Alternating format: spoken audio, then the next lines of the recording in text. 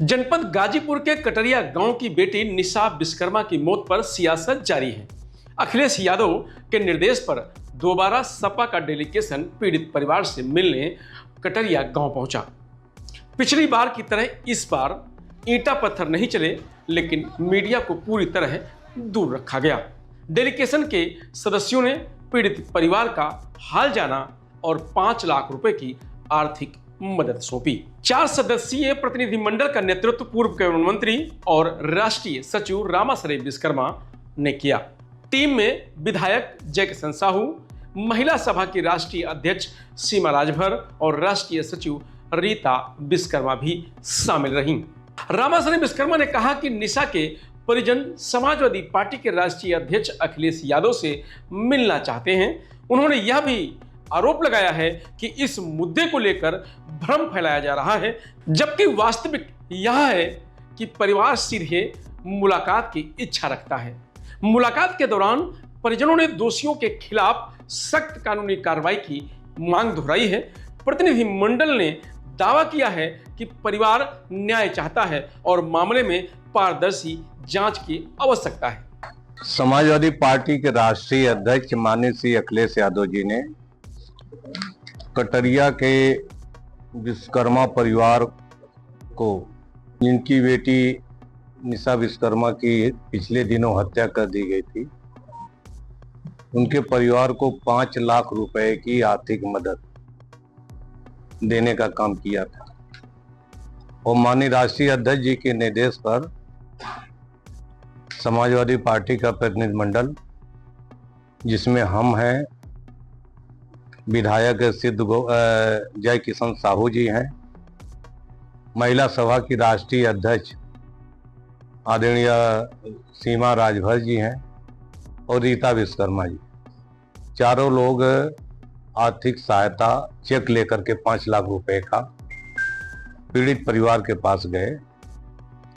प्रशासन की अनुमति से और प्रशासन के उपस्थिति में हम लोगों ने चेक सियाराम विश्वकर्मा, उनकी पत्नी को हम लोगों ने देने का काम किया और माननीय राष्ट्रीय अध्यक्ष जी का शोक संवेदना भी उन्हें बताने का काम किया और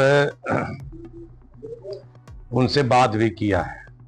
जो मृतका का पिता सियाराम विश्वकर्मा का कहना है कि उसे न्याय चाहिए। जिन लोगों ने हत्या की है उनको जो है गिरफ्तार करके और उनके जो कानूनी सजा होनी चाहिए। विगत दिनों एक घटना हो गई थी, जब हमारा प्रतिनिधिमंडल आया था तो कुछ अराजक तत्वों ने उस पर जो है अटैक कर दिया था, ईंट पत्थर चला दिए थे, जिसमें हमें भी चोट लगी थी, हमारे पार्टी के नेताओं से। मुकदमा समाजवादी पार्टी के नेताओं कार्यकर्ताओं पर दर्ज हुआ था।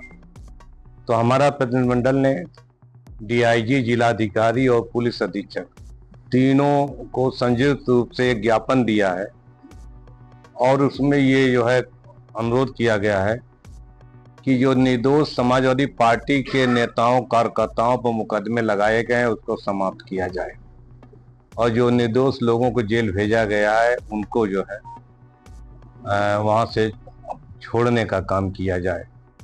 एक दूसरा प्रतिवेदन और दिया है कि वास्तविक जो लोग ईंट पत्थर चलाने के दोषी हैं उनकी जांच करें और उनके ऊपर मुकदमा कायम करने का काम करें।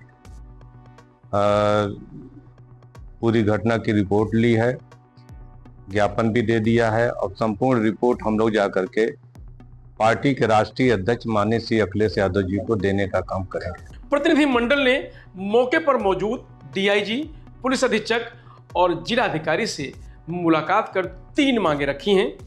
नंबर 1, निर्दोष पार्टी कार्यकर्ताओं पर दर्ज मुकदमे वापस लिए जाएं।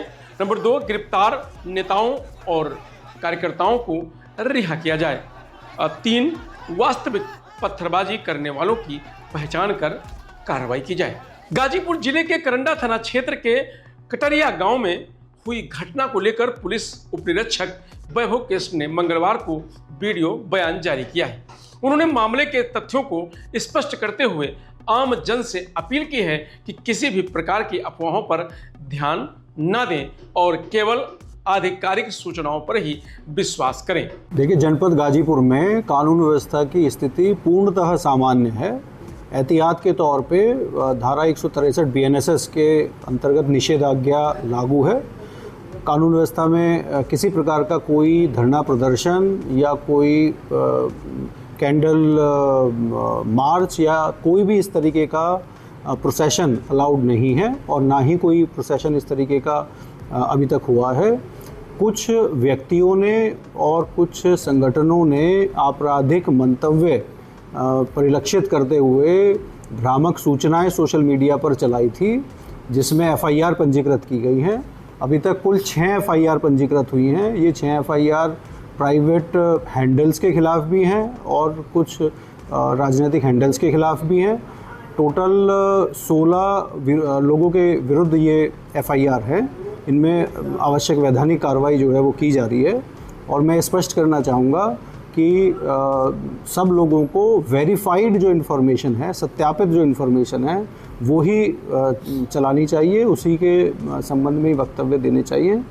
आपराधिक मंतव्य से जनपद की कानून व्यवस्था बिगाड़ने के उद्देश्य से या जातिगत किसी तरीके के संघर्ष को बढ़ाने के उद्देश्य से यदि कोई भी किसी भी प्रकार का आगे कोई ऐसी चीज करता है तो उसके खिलाफ सख्त कार्रवाई जो है वो की जाएगी। डीआईजी वैभव कृष्ण ने कहा कि घटना के संबंध में पुलिस सभी पहलुओं की जांच कर रही है। सपा मुखिया और पूर्व मुख्यमंत्री अखिलेश यादव ने इस मदद को लेकर सोशल मीडिया पर प्रतिक्रिया दी है। उन्होंने लिखा कि गाजीपुर के पीड़ित परिवार को हमारे पूरे पीडीए समाज ने मिलकर 5 लाख रुपए की सहायता दी है। यह पीडीए की एकता का प्रतीक है। उन्होंने आगे कहा है कि यह संघर्ष सामाजिक न्याय और समानता के लिए जारी रहेगा और पीडीए ही वह धागा है जिससे पूरा पीडीए समाज जुड़ा है। सुनिए सपा प्रमुख अखिलेश यादव ने आगे और क्या कहा। मिलने गया है, वहाँ उन्हें जाने दिया गया, मगर मीडिया को एंट्री नहीं दी गई है।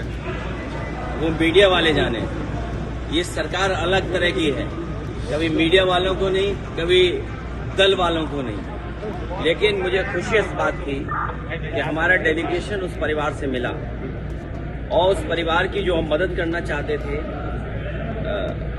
उनके समाज ने जो पैसा इकट्ठा किया और फिर पार्टी ने जो जोड़ा है 5 लाख हम लोगों ने मदद किया। लेकिन न्याय की बात अभी भी आधी अधूरी है। उस परिवार के साथ जो व्यवहार हुआ है वो न्याय मिले और समाजवादी पार्टी के कार्यकर्ताओं के ऊपर जो झूठे मुकदमे लगे वो सरकार वापस ले। फिलहाल इस खबर में इतना ही। आप देखते रहिए लोकमत हिंदी।